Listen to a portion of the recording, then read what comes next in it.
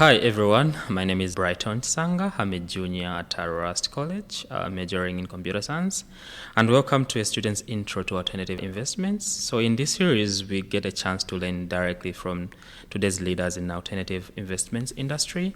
In this episode, we'll be exploring AI and the future of alternative investments with Aaron Pollak, the founder and CEO of Venture Co.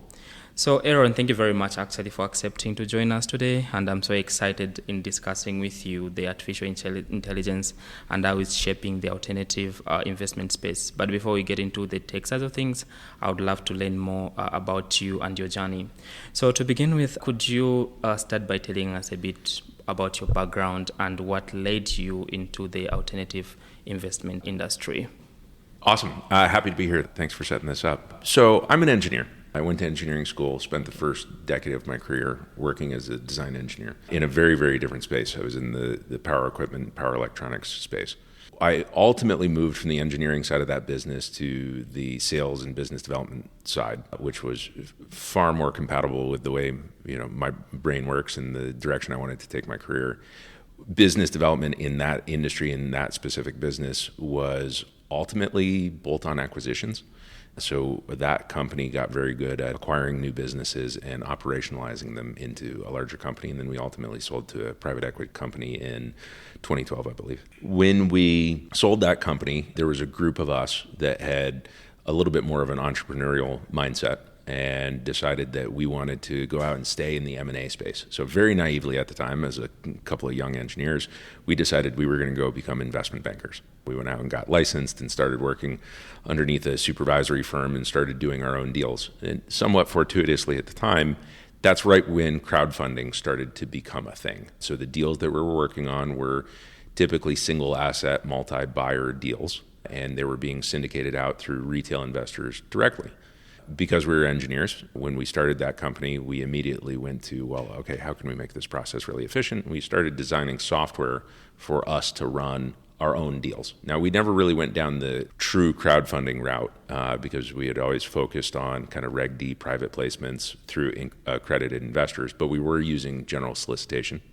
And at that time, it wasn't very mature yet. But we still needed a process and a system to be able to go out and manage the distribution of information to potential investors and the incoming investments from a very broad group. So that's more or less where it started from. So since you founded the company in 2014, how has the company's mission evolved from then? And I would love you to emphasize a little bit more what actually inspired you to start your company. Yeah, so when we first started, we were really acting as investment bankers and working as intermediaries in the deal. So helping structure the deal and then going out and bringing new investors to the table. We found out throughout the years that we were all better engineers than we were investment bankers. And as things changed, we used the investment banking revenue to fund the development of the technology platform that we were creating. And then really in 2017, maybe 2018, we had decided that the future of our company was going to be more on the software side and less on the broker-dealer side. So it was a small pivot. We realized that we were selling software to a lot of other businesses that were very, very similar to ours as a broker-dealer, and we didn't want to compete with our clients. So we decided that we were going to phase out of the broker-dealer side and just sell software, and we had a vision at the time of ultimately adding on transfer agent services alongside of our software, which is where we are today. All right. Thank you very much for that answer. So for students who may be new to this space, can you just explain exactly what Venture Co does? Yeah, so private placements, unlike public securities, you can break the investment landscape into public equity, public fixed income, and then the private placement space has historically been a very manual process that is paper intensive. Rather than trading something on a ticker symbol or a QSIP, you're filling out a subscription agreement, and it used to be mailing a paper check, and that was the process to make an investment in the alternative asset space.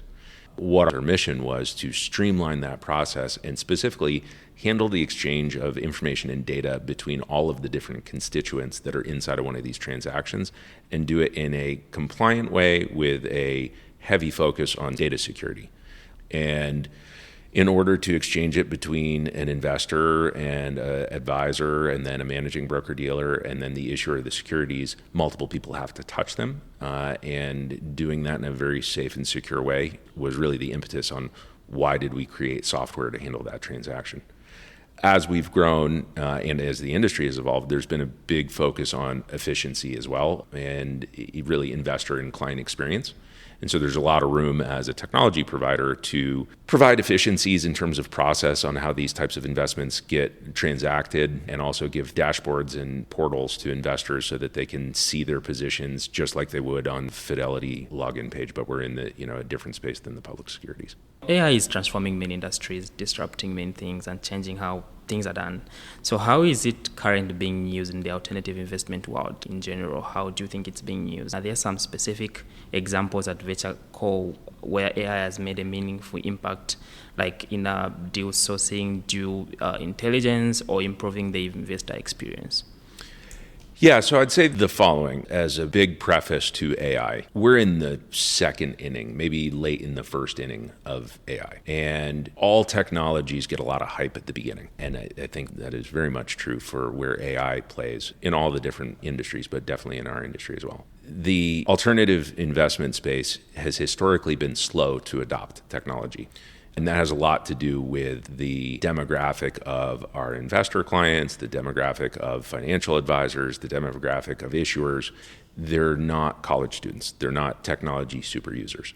So whether it's AI or whether it's another technology, we're typically a couple of years behind other industries. However, similar to blockchain and some other emerging technologies that have come out in the last few years, AI is getting a lot of splash. People see it on CNBC and they hear about ChatGPT and OpenAI and they want to know, what transformation is happening in our space.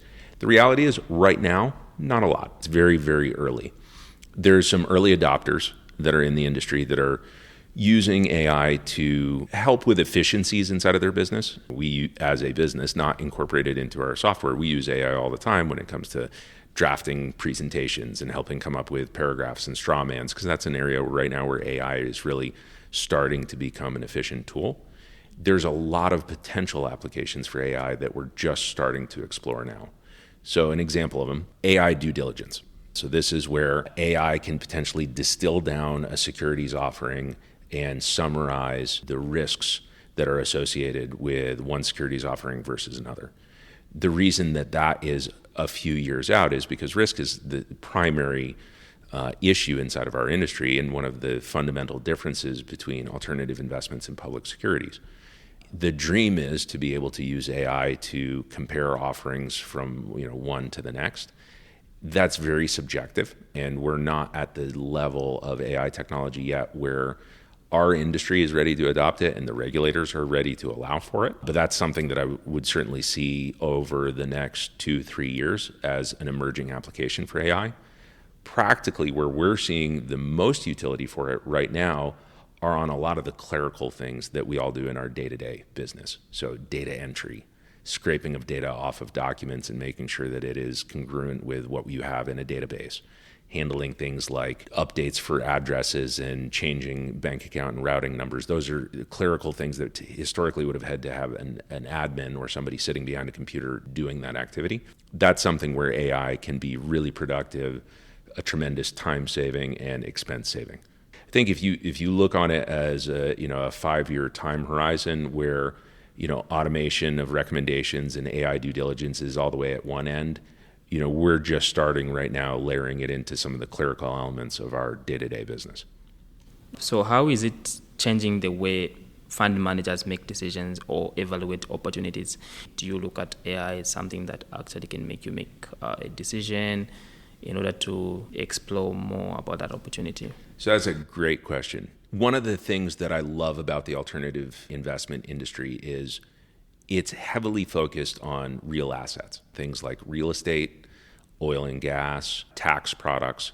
And those are things where AI can be complementary, but it's not going to fundamentally change what the investment itself is, as different from where AI will impact things like private equity. So private equity is where you have businesses that are AI-related businesses, and you're going to see a lot of emerging private equity and venture capital investments be directed at the AI space. But our industry, specifically the ADISA channel, is pretty focused on real assets. So I see it being a complementary tool, but I don't think in 10 years from now, the fundamental assets that people are investing in this channel are going to be much different. People are still going to be building multifamily housing. People are still going to be investing in oil and gas development or renewable energy development. People are still going to be working on DST products. The fundamental underlying asset I'm forecasting is being pretty similar, but the way some of these asset managers make their decisions may change. AI is great when it comes to big data analytics. AI is great when it comes to analyzing large sample sets and doing long-term forecasting with variables. So hopefully, while the underlying asset is still a real asset or a hard asset, the way these sponsors are using AI in their ecosystem helps them make better decisions. Some people worry that AI may actually replace human judgment. But in your view, how do human expertise and AI work together in this alternative industry? That is the multi-billion-dollar question. As an engineer, I can tell you that there's a lot of potential obsolescence with certain jobs, roles that humans are doing now. And I've witnessed this in the engineering space. I've witnessed it in the law space.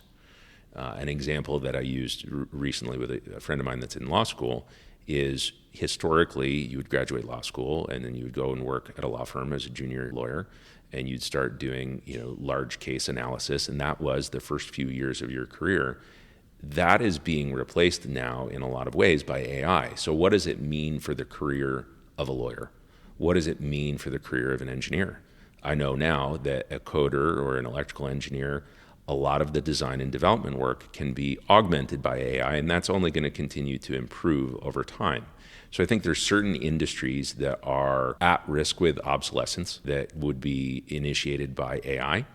Back to the fundamental of this space, one of the things I like about it is real estate is not obsolete. People still need a place to live. Oil and gas for the foreseeable future is not obsolete. A huge portion of the crude oil that gets developed in the United States goes to things that are not related to transportation. And so we've got a pretty long runway when it comes to some of the underlying assets. And I think those particular things are pretty AI resistant, different than the legal practice world is, different from the engineering world is. To part of your question of, do I think that AI is going to change the way diligence is done and products are selected? Yeah, and it could be for the better. AI has the potential of reading every line in a document and catching things that humans could miss. I think we're a long ways from there. We're in a regulated industry. It's regulated by FINRA or the SEC, and they'll have a lot to say about what tools we use in the day-to-day management of our firms. Do you see new types of investment strategies or asset class emerging as a result of AI and machine learning? So is there something you would picture in the industry? For sure. But I don't think it's going to be in our sliver of the industry. I think you're going to see a lot of venture capital firms that are focused on AI-related technologies. But that just doesn't happen to be the ADISA channel. That's not where we as a company spend a lot of time. So much of what we do is hard assets, real estate, oil and gas, do a little bit of private equity. We do a lot of products that have tax advantages, and those are not ones that I think are going to be fundamentally changed by AI in the next 5-6 years. As adoption grows, what are some of the biggest challenges, whether regulatory, ethical, or technology, that the industry might need to navigate as the adoption of AI grows? All in, I think regulation is a good thing. I think that it keeps a lot of people in the industry honest. We're dealing with a really strong fiduciary and ethical obligation to the end investors, and I think that's a good thing. What I would like to see is that the use of AI is constrained into areas where human judgment is not completely eliminated. I would be nervous about a world where AI was making investment recommendations without human supervision. And so I would hope that the changes in the regulations by the SEC and by FINRA will still continue to require and implement an infrastructure where human supervision is still a key component of the alternative investment space. That doesn't mean I'm not a fan of AI. There's a lot of places where it provides a lot of value, but I'm not comfortable enough with it yet because of the magnitude of money we're talking about and the risk associated with alternative investments, putting all of my diligence or regulatory requirements in the hands of AI yet. All right, thank you. So finally, what advice would you give to students who want to pursue a career in alternatives, especially as AI continues to grow and evolve? What advice can you give to a student who's interested in alternative industries and may want to leverage AI? I think the alternative investment space is a great space that's going to have a long runway associated with it. Anything in the financial markets, it has a long runway with it. If you want to be on the AI and technology side of it, then there's lots of opportunity in big data analytics that will evolve and change over time. So I think the potential opportunities are really endless. It's a good convergence of technology and the financial industry. There's a lot of tech industries that are very, very tech focused and they don't have exposure to the financial industries. But I think the alternative investment space is primed for some disruption and evolution. I guess my one caveat to that would be is we are slow to adopt technology. I think we'll get better over time, but it's a long process. We're not cutting edge when it comes to technology adoption in really any part of our space. So it depends on how cutting edge a student wants to be. If it's like bleeding front edge, really want to be on the forefront of things, I would look at other industries first, because this particular one, we ran a couple years behind. It wasn't until the mid-2010s when we started to adopt things like electronic signature on real estate transactions, whereas that's something that had been adopted everywhere else for a decade. So there is room, but it's not bleeding edge. Thank you very much, Mr. Aaron Pollak, for sharing your insight and your time with us today. And thank you for everybody for tuning in. We hope you enjoyed this conversation on AI and the future of alternative investments as much as we did. If you find this episode valuable, don't forget to subscribe so you don't miss future conversations. We'll be back soon with more insights and student perspectives on alternative investments. Thank you.